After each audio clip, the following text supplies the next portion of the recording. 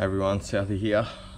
So back from the test and tune last weekend, so I've linked the video to that. Was mixed results, I guess. It's just good to get some seat time in the car, but anyway, the video is there for you to watch it. A few things I want to do to go over the car.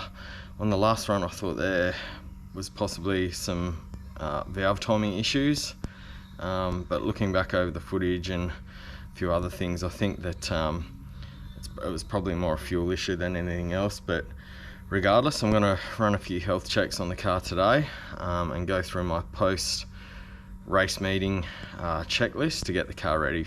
So the next event will be Willowbank towards the end of Feb, which is a really good event. If you're in southeast Queensland, get out there and have a look, it's well worth it.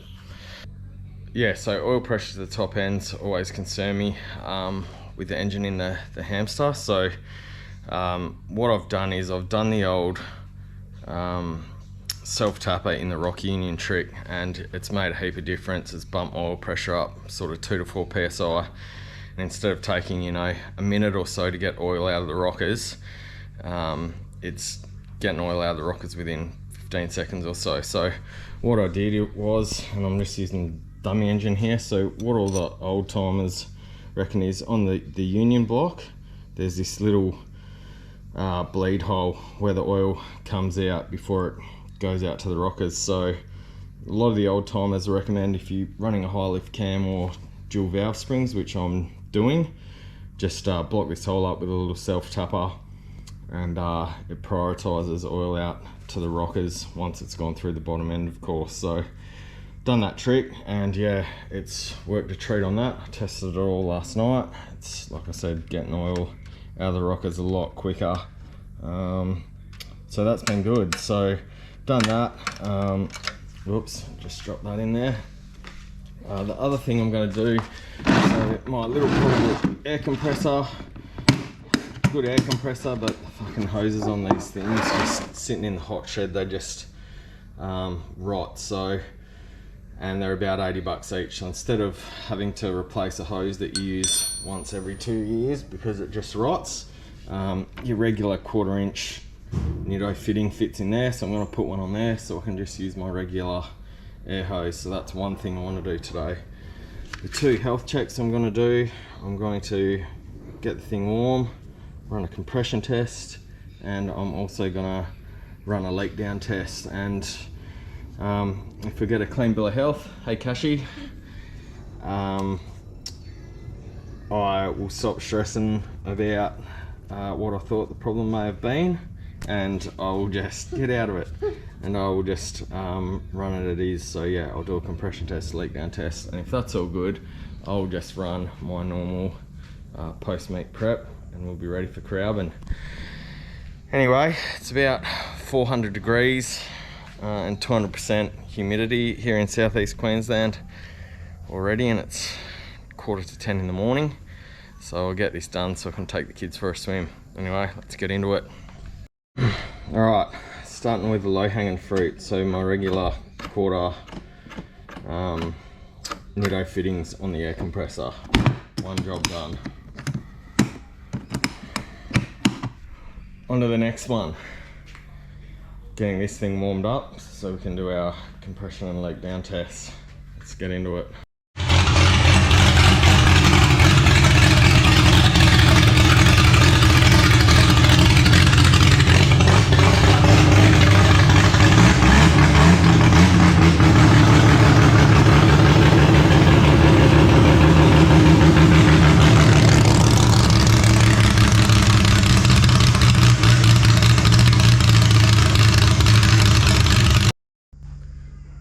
Alright, she's warm.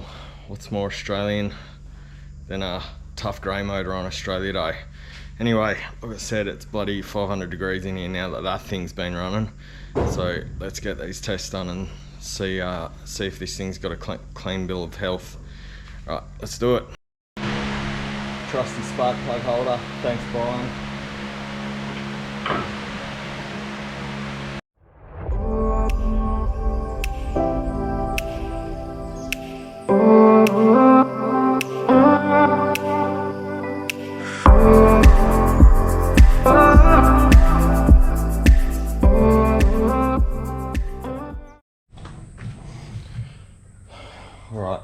compression tester up. First test, run through everything dry, then I'll do my wet test and see what the results are.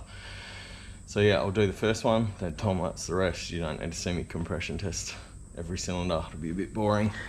I'm probably already boring enough. Anyway, ignition's off, we'll crank her over.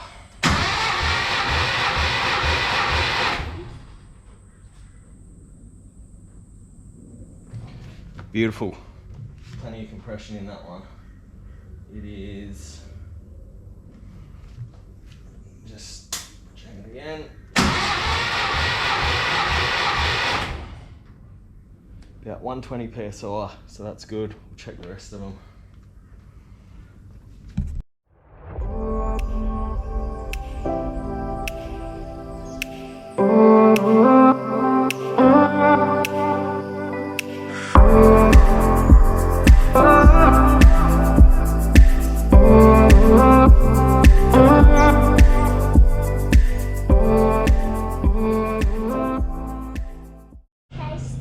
Started off dry, now time for a bit of lube.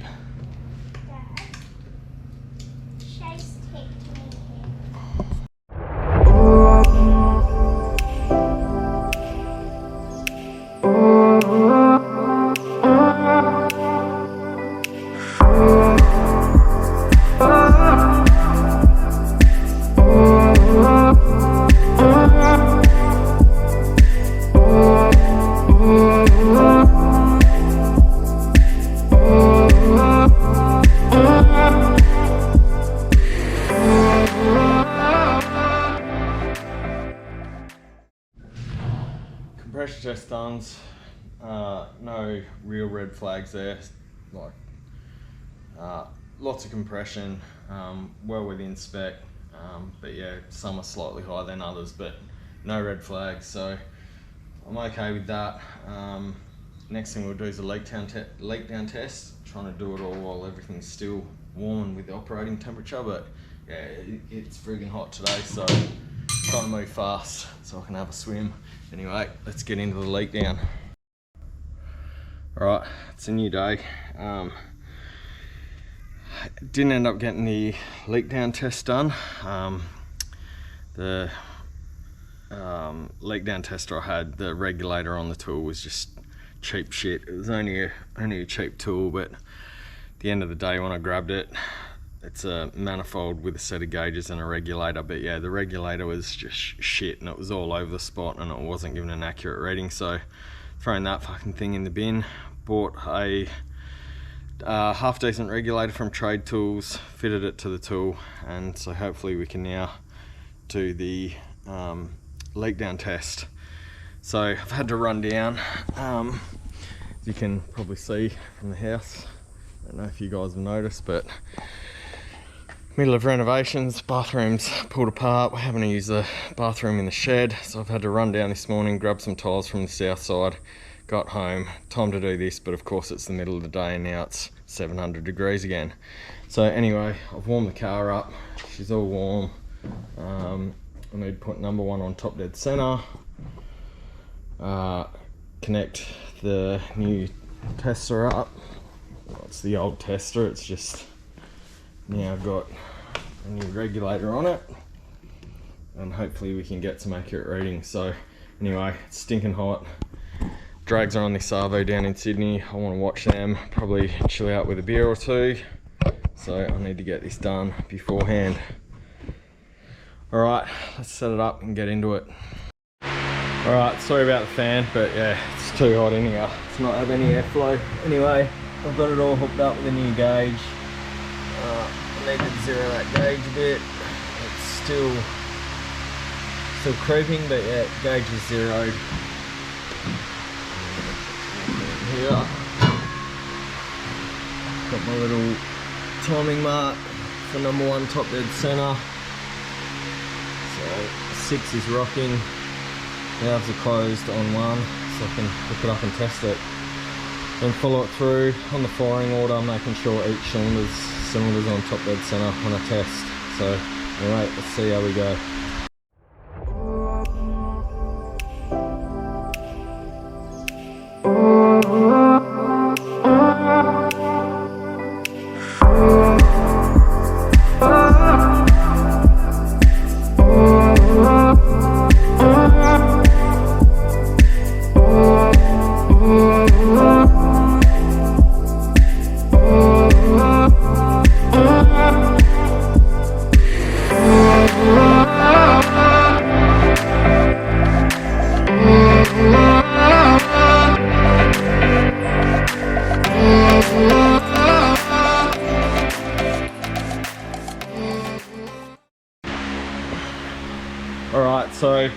that's it. I've basically done it. I've just run through it quick. I keep saying it, but it's friggin' hot. So sorry about the fan noise. Anyway, what I've done, you can see there, there's a little bit of gauge creep with this set. Like I said, this regulator was junk, so I threw it in the bin and put one from Trade Tools on there, which is working a lot better, but there is still a little bit of creep on it. So what I was doing, getting the cylinder that I wanted to test on top dead center, so you get its companion cylinder on the rock. Make sure the valves on the cylinder that you're testing are fully closed, so you should be able to wiggle the rockers. And then zeroed the gauge each time, hooked it up and checked, and I just tried to get repeatable tests. If I hooked it up and the gauge went haywire, I basically reset it and did it until I could get the same result sort of 3 times in a row. So I've done that. This engine looks fine. The compression test was good. The leak down test was good. Like it's like on there it said that cylinder had just under 20%, but like I said, it is creeping a bit. When I first took the air up to all of them, they're sitting around 0 to 10%. So as far as I'm concerned, this engine's good. I need to do the rest of my post maintenance, reset the valves, change the oil, go through and do all that, but it's too hot for that today. I just wanted to make sure the engine's healthy, make sure that I haven't done any damage to anything, because if I had, I need to get parts on order to be able to make Crowben at the end of the month. So as far as I'm concerned, everything's healthy here. I think that last run, it was just a fueling issue. I tried to lean that last run, I tried to lean everything out more than what I'd previously done, just to try and get some movement in the AFRs, but whatever I was doing didn't seem to make much of a difference. So I've gone back to sort of a more conservative setup, which is setup that I had run the best times in. I've just gone a little bit leaner on the power valves to try and get that happening. So like I said, I think everything's healthy. I'll just go through my regular maintenance, post maintenance routine, and keep chipping away at it. So next meet will be Crowben at the end of the month. So yeah, we'll get into this. I won't do a video on my maintenance. It's pretty boring watching someone change oil and do all the rest of that shit, but yeah, this thing I'm pretty much for now giving a clean bill of health.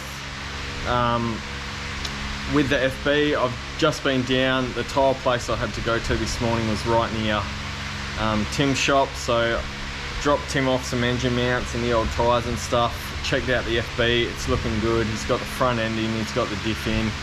I'm just waiting on some engine parts, so of course the compressor kicks in. Anyway, what I was saying, the tile place I had to go to get bathroom tiles today, it was next to Tim, so been down, checked the FB out. We're just waiting on some engine parts for that. Tim's got the front end in, he's got the diff in. We've mocked up, or Tim has mocked up and fitted the steelies on it. It's gonna look really good when it's sitting right. It's a bit high in the bum, so Tim will get those springs reset. But yeah, hopefully once some engine parts come up, we can do a bit of a progress update on that. But yeah, in the meantime, that's it. Thanks for watching. No broken bits, which is nice. Bit of maintenance to do. Overtakinglane.com.au, get your Grey Ghost merch. They'll print anything you want. And yeah, thanks for watching. Like and subscribe. Cheers, guys.